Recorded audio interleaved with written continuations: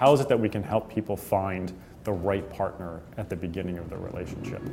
Initially, to create the algorithm, we use research that is based on existing married couples. And amongst those couples that have been married, there's a certain set of them that are the most satisfied, the happiest in their relationships. And that is the basis for the algorithm. So essentially, when we match people up, we are matching them up with people who they share the same traits with at the same level that the happiest couples are out there. That's what compatibility means to us. Some of our competitors think that people turn to online dating because they don't know what they're looking for. They turn and they say, help me, I don't know what I'm doing. We don't really think that's why people use online dating. We think fundamentally people know what they're looking for, but they just don't meet enough people on a weekly basis. Men are very busy. They don't have time for bad blind dates. So they outsource a matchmaker, obviously, who's good at what they do, or they outsource a professional in anything of what they do to do it for them. I think what we've managed to do as a company and as a service is to be able to take the ability to match people, understand it using research methods, science, to be able to create an algorithm that can be scaled to apply to a lot of people. They brought a whole bunch of couples out here, successful couples that have been married or are about to get married, to help celebrate the 10th anniversary. I liked how they asked you certain questions to show, where you were and how you were and how you could have been matched. I liked their program, how they did the dislikes, the non-dislikes. I liked how they approached it. I just liked everything, how it was set up. One of the reasons why there are so many questions is we don't want to ask you just once how extroverted or introverted you are. We want to ask you a number of times in a number of different ways, so that if all of those questions line up in the same way, you're probably going to be that way. So if you think about it, there are two key parts that determine whether or not a question is any good. The first is, and I'll use an example, have you ever murdered someone? That's a great question. Everybody would want that question asked because they weight it mandatory. It's mandatory that the person I date has never murdered someone.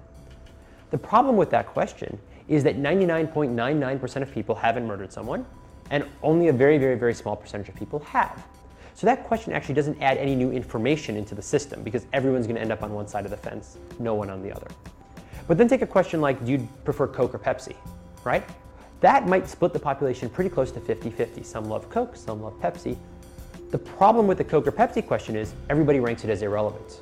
So what we're looking for is a question that blends the passion behind have you ever murdered someone and the ambivalence or bifurcation of Coke or Pepsi. Personality types, 600 questions, 1,000 questions, 300 questions mean nothing to me. Been there, done that. Men are visual, they fall in love through their eyes. At the end of the day, people need to have chemistry with each other. Chemistry is an intangible that nobody can account for. Do I think there has to be compatibility? Absolutely, without a doubt. Does that compatibility mean anything if somebody's not attracted to each other?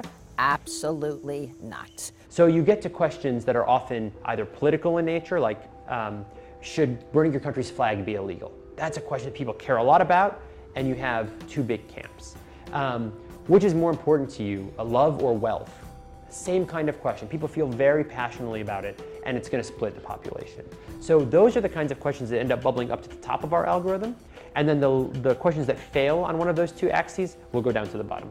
I think the internet is one more avenue of how to meet somebody. There's a lot of pluses for online dating. You can be in your pajamas. You can have no self-esteem, no makeup on, not be dressed, and you can be emailing, getting your confidence up, and talking to people. I encourage people to go online.